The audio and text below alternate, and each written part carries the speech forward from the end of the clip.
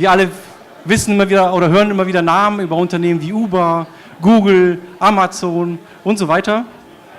Und eine Person, die in diesen Entwicklungen immer ganz tief drinsteckt, das ist der Jan. Hallo Jan. Ja.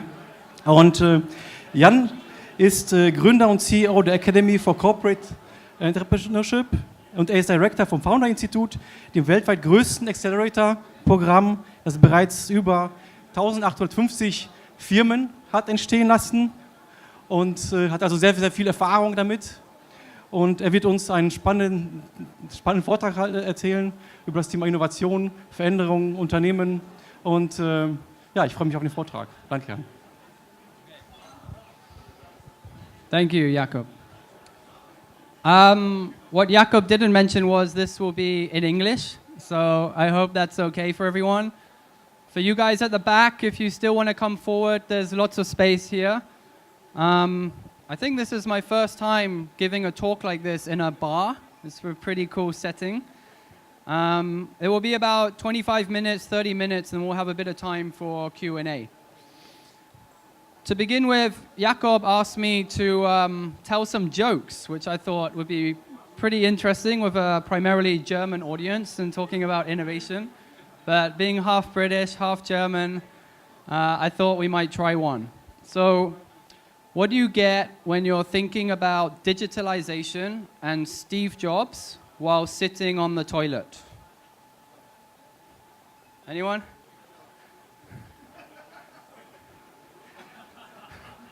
A pretty cool toilet roll holder with MP3 player. And unfortunately, the world is full of such innovations, right? Pretty useless. No one's going to really buy it. Whoever developed this will not last very long. And I really want to explore this topic in a bit more detail with you guys.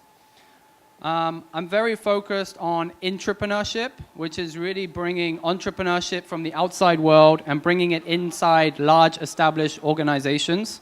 So it is literally the act of behaving like an entrepreneur within a large organization. But this is not a new topic. It's been around since the 1700s. The father of modern day economics, Adam Smith, spoke about this, about having entrepreneurial employees in order to gain competitive advantage, okay? But the topic is becoming hot again, I guess, and becoming a necessity. So what is driving that? And a big part of this is speed of innovation. And I'm sure you're going to talk a lot about digitalization over the next few days and innovation. But I just want to highlight what's been happening. It took HP 20 years to become $1 billion company. Right? Microsoft then managed to do it in 10 years, Dell in 7, Amazon in 4, 2 years. Instagram became $1 billion company.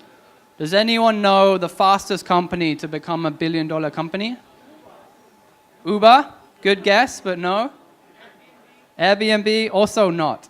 A company called Slack achieved $1 billion within 8 months. Okay? So speed of innovation, speed of creating value from nothing is increasing dramatically. Slack, by the way, is it's like a team project management tool,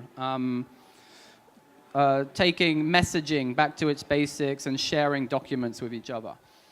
Now, the unicorn is a private billion-dollar company that is not yet listed on a stock exchange. And right now, as of a few months ago, we have 176 unicorns in the club, which used to be exclusive.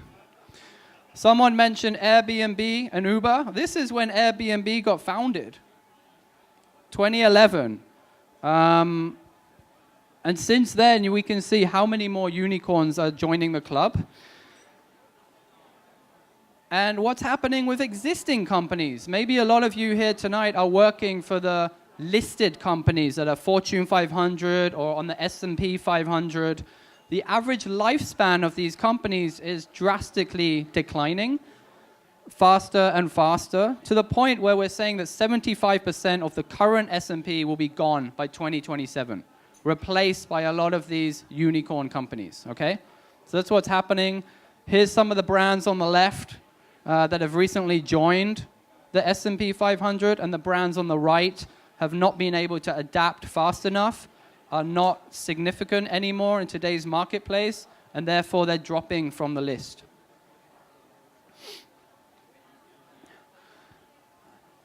There's lots of statistics like this now on the internet. 67 startups making your home smarter. Maybe this is relevant for your industry. Startups are just looking for a niche way of offering a new value proposition and getting into existing markets that are dominated by large players. Oh, not working. Here's another one that I like. Disruption doesn't have to just take away your entire company because of technological change. But if you think of a company like Procter & Gamble that has multiple revenue streams, there's this notion of death by 1,000 cuts, okay? It's not like Netflix getting rid of Blockbuster because they weren't able to adapt entirely. But you might come under threat in many different areas. And one example here is a small company that started out as Dollar Shave Club. One person had the idea to send razor blades in the post, and you could reorder them using a monthly subscription to save you going to the drugstore, finding the person that has the key to that magic cabinet, right? Or taking the card in Rossmann and taking it to the counter and saying, I want to buy some razor blades. It's a bit of an annoying process. This company, Dollar Shave Club, 2 months ago, got purchased by Unilever for $1 billion. The funny thing is that Unilever was never in the razor blade business, but P&G was. So now it's become P&G's biggest competitor because P&G ignored multiple opportunities to A, buy this company, and B, adopt the idea of selling razor blades using subscription models. So it's very important for established companies to understand what startups are up to and to even start developing new ideas by themselves. You can find a slide like this for any company. Let's take Honeywell as an example. Here's a bunch of startups that are attacking from the outside. So I urge you, if you're in a big company, find the startups that are potentially attacking your market share or the opportunities that your company could be going into tomorrow. So with that, I have a question. Let's make this a little bit interactive. What is Silicon Valley?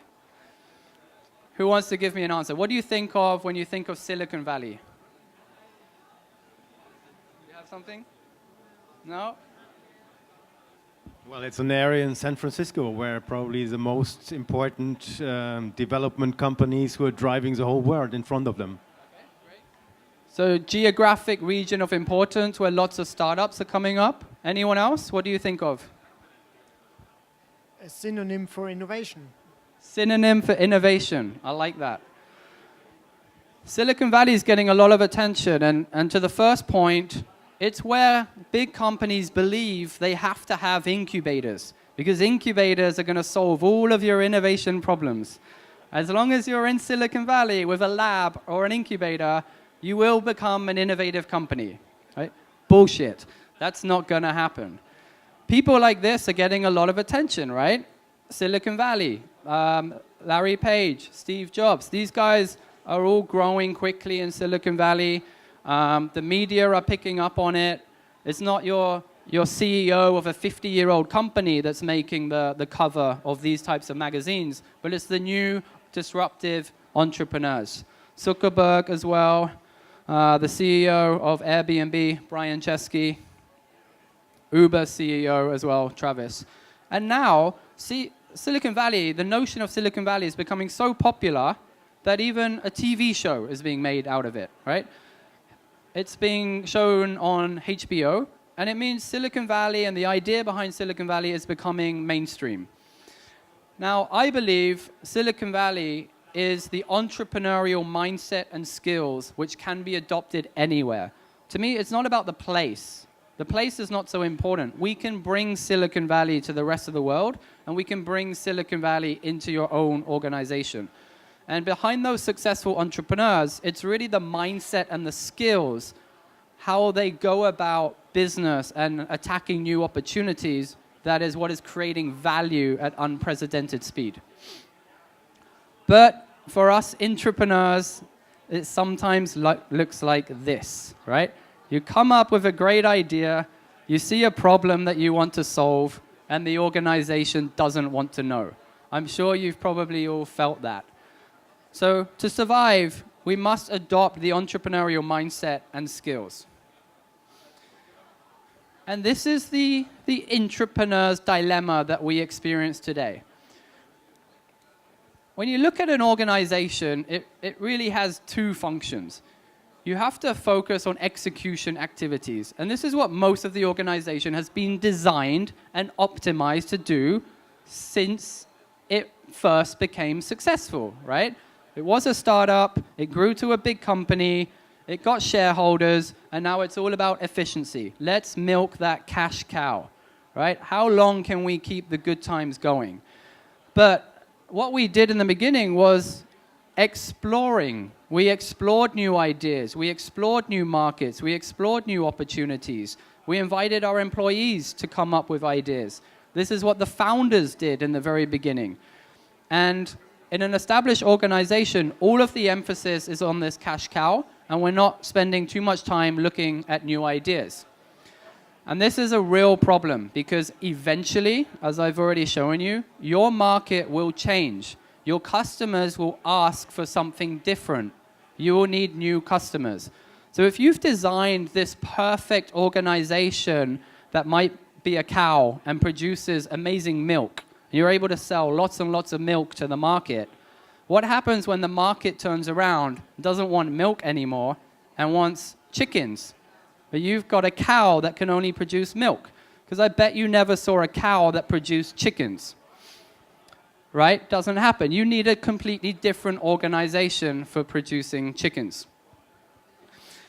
And we do not want to be stuck in that position.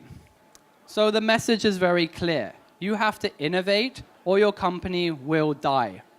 That's what history is telling us.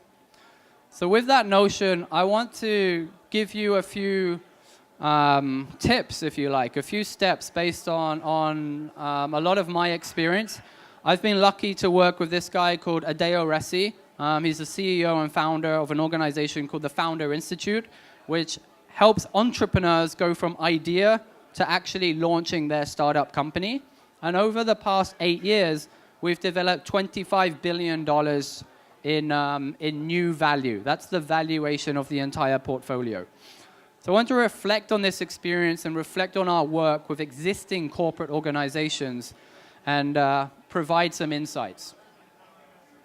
Step one is you have to have, or your management has to have the epiphany moment. Or in German, we can call this the Ach du Shizer moment. Right? When are you going to say Ach du Shizer, and what are you saying it about? For us, we saw that in the startup world and with entrepreneurs, we saw that 90% of new ideas would fail. And this really bothered us because the Founder Institute was created during the financial crisis with the goal to create new jobs. In order to create new jobs, you have to create new revenue streams. You have to add value. That's what would kickstart the economy. And I'm glad to say that over time, we managed to turn that 90% failure rate into an 80% survival rate. Okay, and I'll give you some tips on how that happened. I was talking to a lady from EnBW a while back, the energy company from Baden-Württemberg. And their Ach du Scheiße moment was when Atomkraft would no longer be available in Germany. Right? So they're thinking, shit, our business isn't going to exist in the future as it had in the past. We need to now come up with new ways of making money. Otherwise, our company will considerably be downsizing. For the automobile industry, it may have been this, when Tesla made the news and actually generated $10 billion in pre-orders. I was one of them. I put money down to buy a car that I'd never seen, never test drove, never sat in, yet I'm willing to pay money up front for something that I might get in 2.5 years. And many people did that. So all the car companies are like, wow, how did that happen?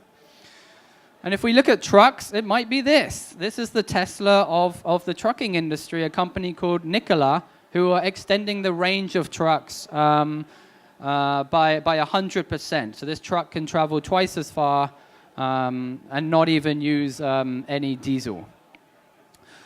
So here's another story from a company called Intuit. Back in the 1980s, they were a startup financial software company, help you process your taxes, make the tax return a lot easier. I wish that would come to Germany. I don't think we have it here yet, but mostly an American product.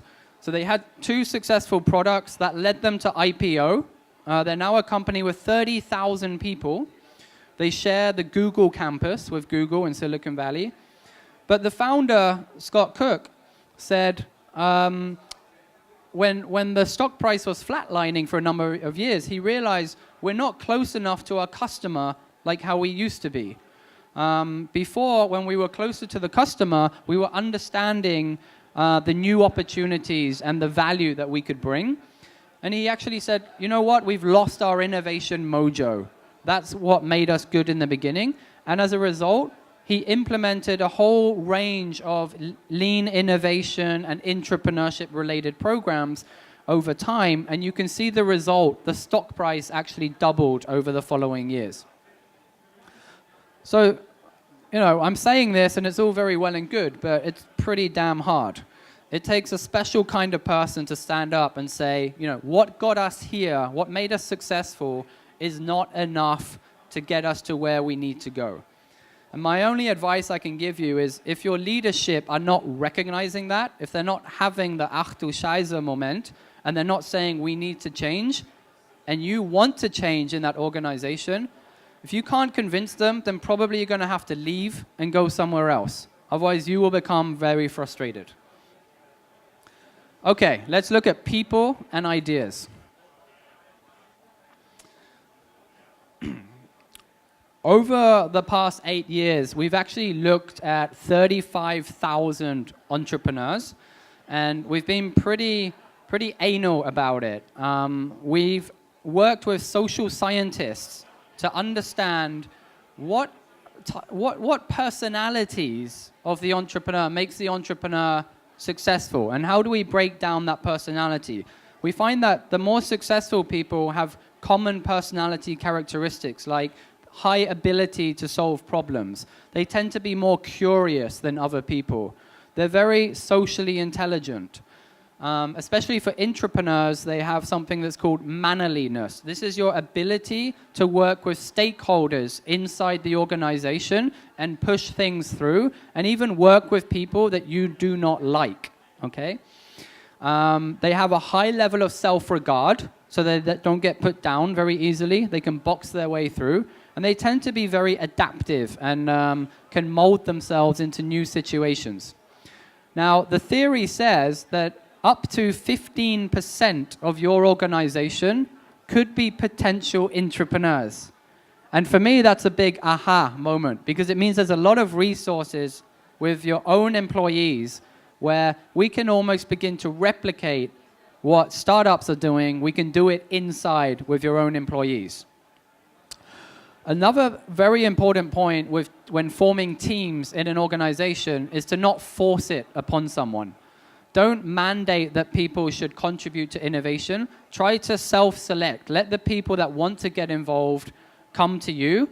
Let them self-organize around problems that they think are important, because this passion aspect. Passion, at the end of the day, is the only thing that keeps an entrepreneur or an intrapreneur going.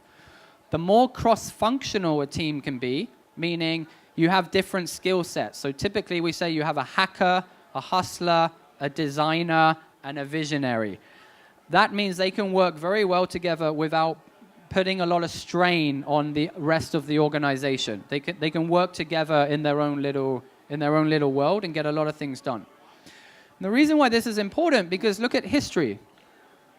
The founders of Intel were working at Fairchild Semiconductor, where the management at Fairchild wouldn't recognize the potential of silicon gate technology. So Gordon Moore and Robert Noyce became very frustrated, and they left. They bought the building across the street, started taking hundreds of the Fairchild employees with them, and that's how Intel got founded. Steve Jobs and Wozniak, they tried to sell the idea of smaller computers to their employers. They were working at HP and at Atari, but the employer didn't want to know, so they left. They founded Apple. This guy is Joe Tanner. He used to work at 3M. No, sorry, DuPont, the chemical company. And I don't know if any of you do outdoor activities or skiing, but he is the reason why we have Gore-Tex in our jackets. The previous company would not let him innovate because he didn't have an advanced degree. So he moved to Gore, where the culture was more open, and they didn't care about his degree. They said, go and pursue your ideas and see what you come up with. And even Google is not immune to this. The founders of Twitter, Instagram, and Pinterest were all at Google, became frustrated, decided to leave. Now, obviously, there will always be natural attrition. Some people will leave, but there's a big gray area of people that would like to be innovative, but with the security of their day job and their employer. I really like this quote by Lou Gerstner about his tenure as CEO at IBM. He talks about how he came to see that, you know, culture isn't just one aspect of the game. Culture actually is the end game. It's down to, you know, your collective capacity of its people in order to create value. And that's what intrapreneurship really taps into. And today, this is more important than ever, because in a few years, half of the workforce will be made up of millennials, a whole different generation that want to work in a different way. And right now, if we talk to millennials, 70% of them who are in normal jobs are already saying they would prefer to quit and work for themselves. So if companies are going to hold on to the younger workforce, they need to be providing more entrepreneurial opportunities where they can take ownership. Okay, let's take a quick look at ideas. Over the years, we've actually explored 15,000 ideas, which led to 2,500 launches, new ventures being launched.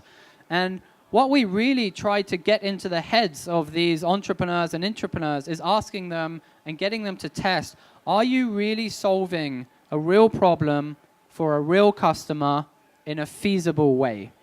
Yeah? And if you can't do that, it's likely that the idea will fail, but we need to find out as soon as possible before we invest too much money and too much time. The other criteria we had was that new ideas had to have some relationship to technology so that they could actually be scalable. Because we're not talking about incremental innovation. We're not interested in doing what we did last year, slightly better, but we're interested in finding new breakthrough products and new growth areas that will really contribute revenue.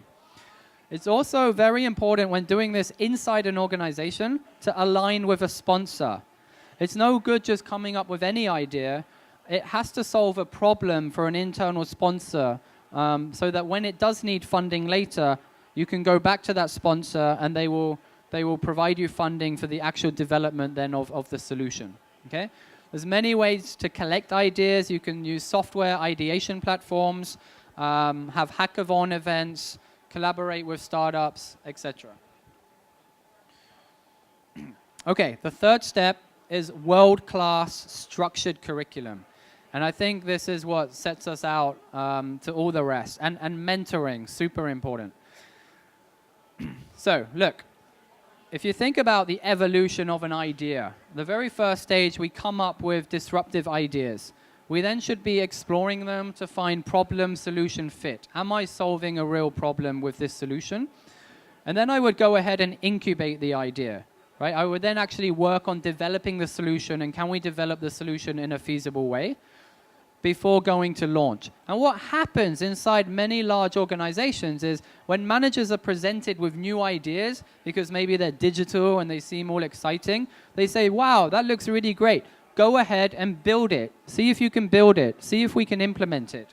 And we don't give enough due diligence to find out if the market, if the customer even wants it. Is it commercially viable? Can we make money from this idea? So the missing link in innovation today is often this notion of a discovery stage where we need to apply more of these search principles before we start executing on the solution. If we don't do that, That's where we get the 90% failure rate of all these innovative ideas. And they start rolling back down the slope into the valley of death, where potential good ideas went to die. Now, this discovery phase can be done over a 12-week process by employees giving up as little as 10 hours a week if they are guided by curriculum and guided by mentors. Okay, so it's 1 day a week over 12 weeks, and you can make a lot of progress in that stage. Now, this thinking is very much in line with the world's greatest VCs. This is Mark Andreessen, who's invested in a lot of those billion-dollar companies you saw earlier. He's saying, what questions can entrepreneurs and product managers ask to counter the sometimes wishful thinking and faulty assumption behind the belief that if we build it, they will come? Because that is often what we're trying to do. We believe if we build it and bring it to market, the customers will come. And that is often simply not true. So when we look at curriculum, we can break it down into steps that put the customer first. You need to have big, bold ideas and teams coming into the process. They then undergo a kickoff stage where they're physically working with mentors and they get out of the building to go and test some of their assumptions on real customers from day one. Then they can enter a 12-week accelerator process where they're asking themselves, you know, are we exploring the problem well enough? Can we come up with a solution? Then we're applying design thinking, lean startup, sales and marketing, all the best methodologies from Silicon Valley that these entrepreneurs are applying in their businesses, we can apply to internal ideas as well to help validate. Now, the result of pushing people through this process has been that 45% of the ideas actually get funded. They get sponsored. And I can tell you the average amount of funding is $250,000. So it's not a small amount.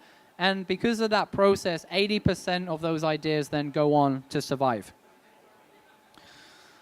Okay, now once we've done all that, we want to make it scalable so it can have an impact in the company. So you can use a train-the-trainer approach. It's not good to transform the company overnight. That doesn't happen. You have to start small with some core teams, train them, and then train them on how to train other people. And this is what companies like GE and Intuit have been doing. They've been developing their own army of innovation catalysts. And you've got to ask yourself, what if 15% of staff were meaningfully able to contribute to innovation? Would your company look different as a result? We've managed to scale to 120 locations where we're now developing 1,000 ideas per year, with 80% of those going on to be successful. And the result of all of this is really a culture of innovation.